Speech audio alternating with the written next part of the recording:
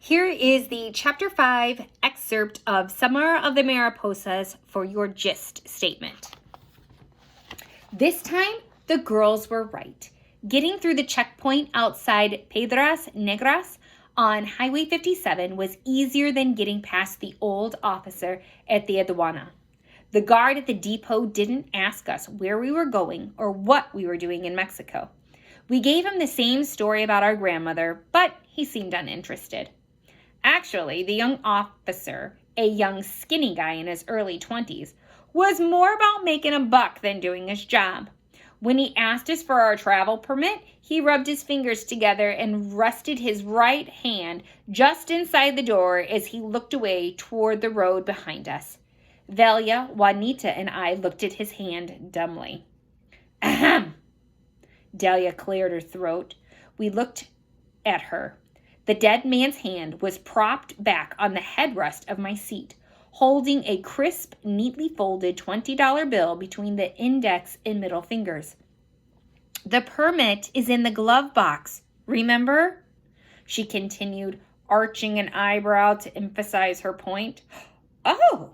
Juanita's eyes sparkled with understanding. Then she searched the glove box and pulled out a piece of paper. She looked at it for a moment, then offered it to me.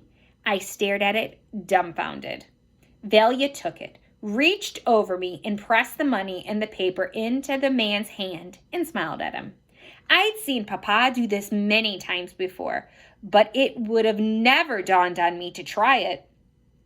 If it had been left up to me, we would have gotten hauled into a Mexican jail that day. The skinny officer took both items. He pretended to read the piece of paper as he discreetly stuffed the $20 into the cuff of his long-sleeved shirt. After a few seconds, he handed the permit back to me and waved us through. I handed the paper to Juanita and drove off. The whole incident took less than 2 minutes, but it was the longest, most stressful 2 minutes of my life.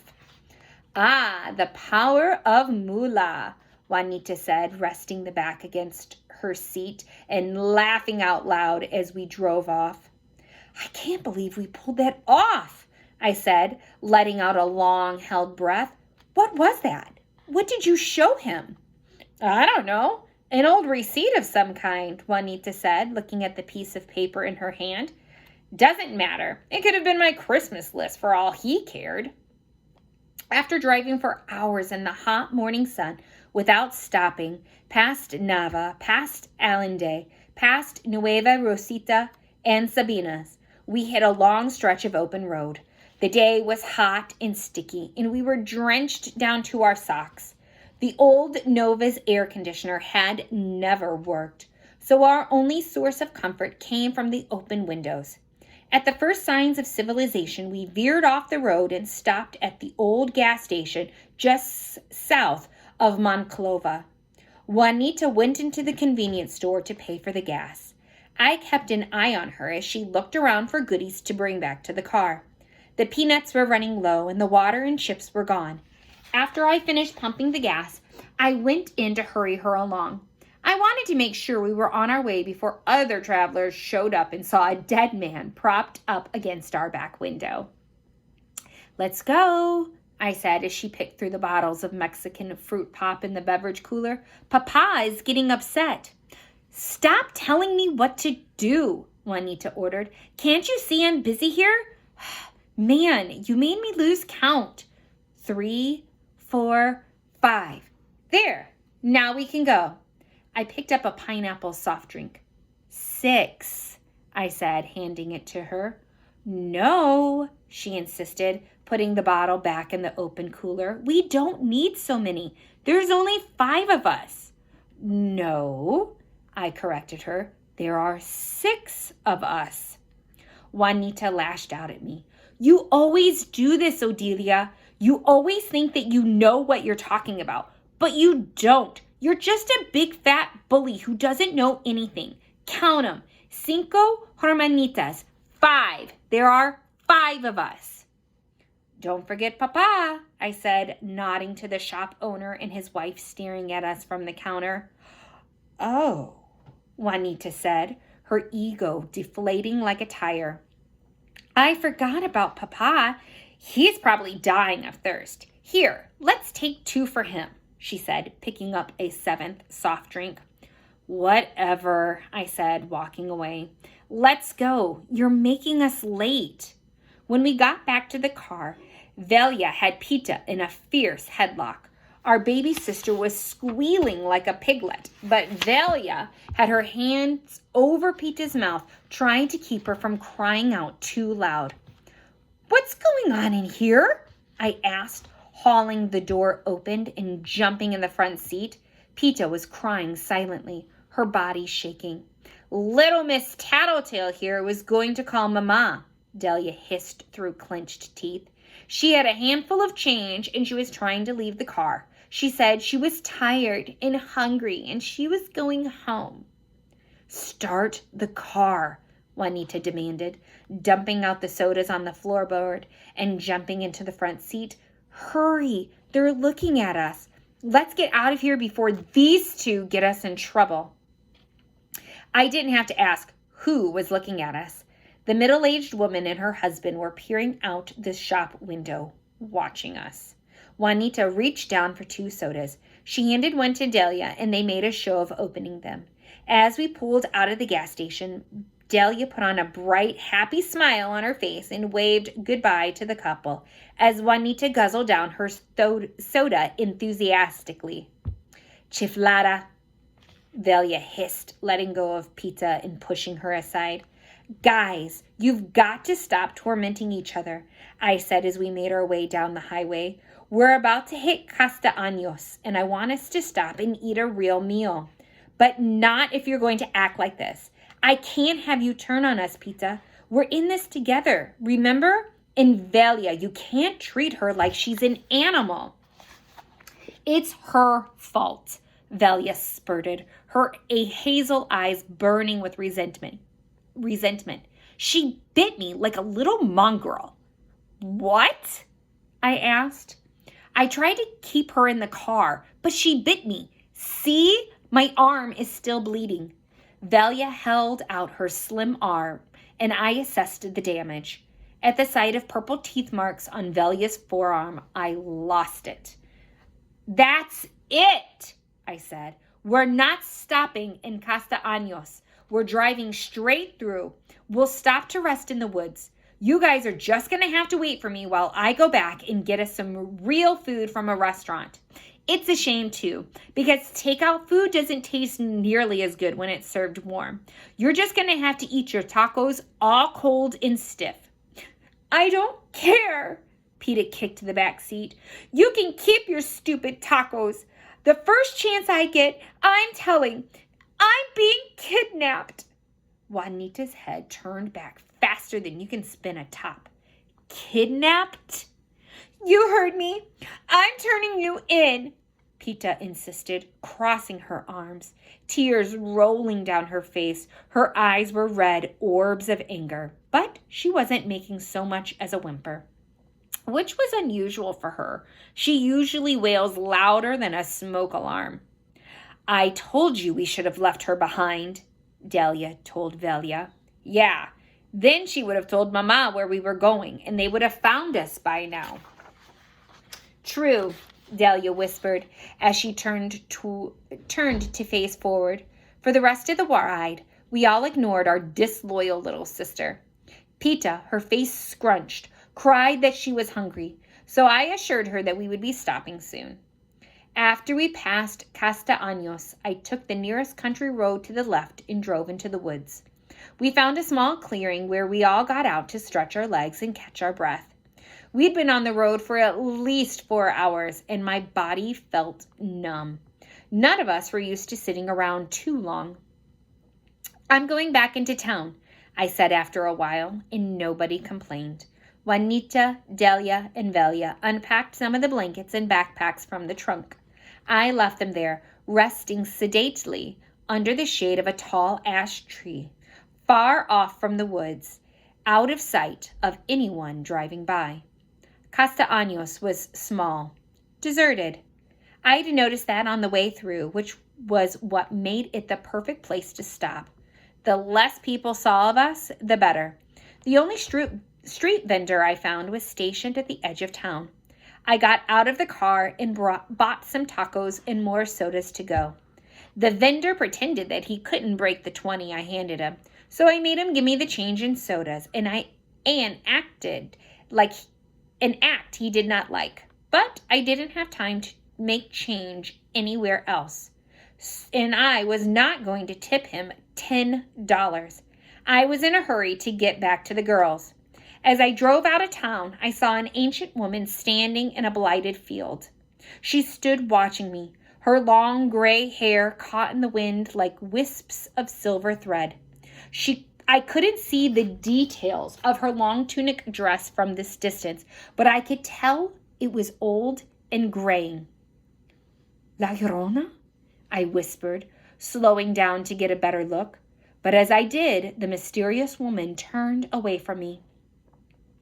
I watched the road ahead for a good place to turn around, but when I looked back, the woman was gone, disappeared like she had never been there. As I sped away, I had a suspicious feeling that I was needed back at our secluded rest stop, and I was right. As I drove off the road and up to our hiding place, I saw that Delia and Velia were lounging together under the tree. They looked like bookends, sitting right up against Pita, who was tied and gagged between them like a giant tamale, rolled up in her own blanket. What in the world? I asked as I stumbled up the hill toward them. She tried to run away, Juanita explained. We had to run after her, knock her down, and drag her back here. She did it again and again, 100 times. It was getting ridiculous. I handed Juanita the plates of food and shoved Delia away from Pita. More ridiculous than this? I asked, staring at them in disgust. If we hadn't been 2/3 of the way to El Sacrificio already, I would have shoved them all back in the car and taken them home. They had no other choice, Juanita whispered, defending her sisters. She's crazy. Velia pushed Pita toward me and got up to stretch her long, coltish legs. Yeah, her brain is fried. Delia joined her twin to shake her long legs out and kicked at Pita in the process. She's got mad cow disease. Don't kick her. I knelt down and removed Pita's gag. How could you do this to your own sister? This trip is supposed to help get us closer. We have to stick together, be nicer to each other from now on. Pita squirmed miserably beside me like a cocooned butterfly trying to break free. My arms are asleep.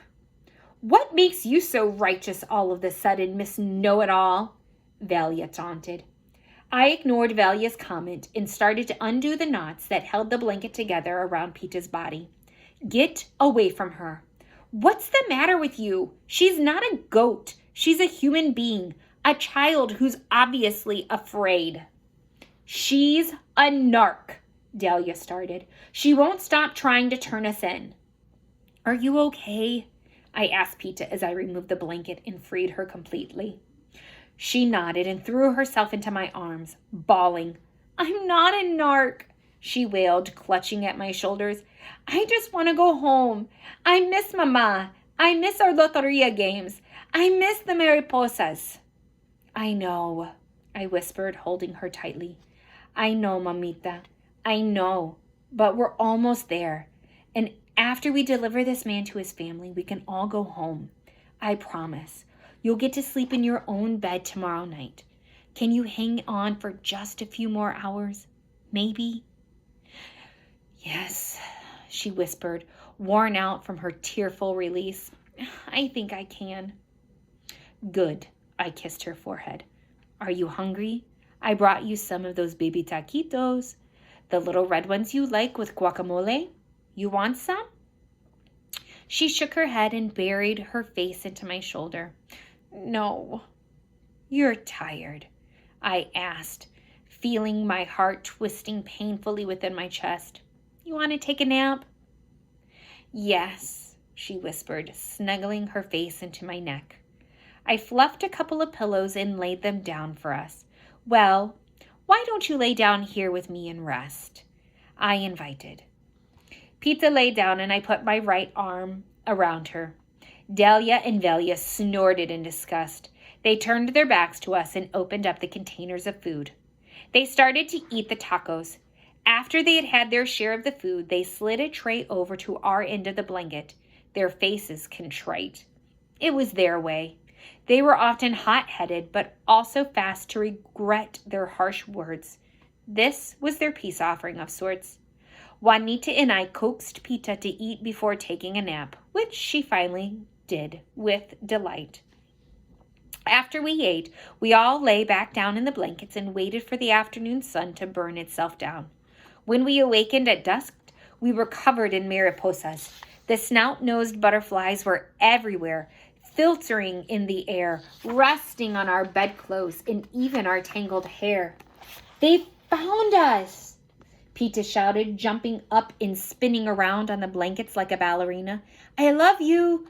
I love you!" she kept chanting to the butterflies.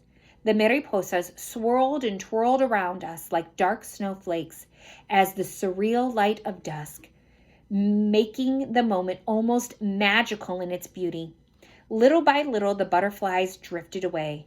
Onward and forward they went, moving toward the car with Pita dancing in their midst. I looked at the sun looming low in the horizon. "I think it's time we moved on. It's about to get dark, and I don't want to see what kind of wild beasts roam these woods after dark." "I think you're right," Juanita agreed. She got up, and together we shook out the blankets and rolled them tight. Velia and Delia packed up our gear, and we headed out. We left the afternoon's shenanigans far behind us as we drove farther and farther away from home. Our more sisterly mood had returned, at least for now. "What do you think his wife will say when she sees him?" Juanita asked in the darkness of the car. We had been driving for almost an hour under the blanket of night, and by our calculations, we were about to hit El Sacrificio within the next few miles. "I don't know," I said, "but it's too late to turn back now. Besides, I think we're doing the right thing."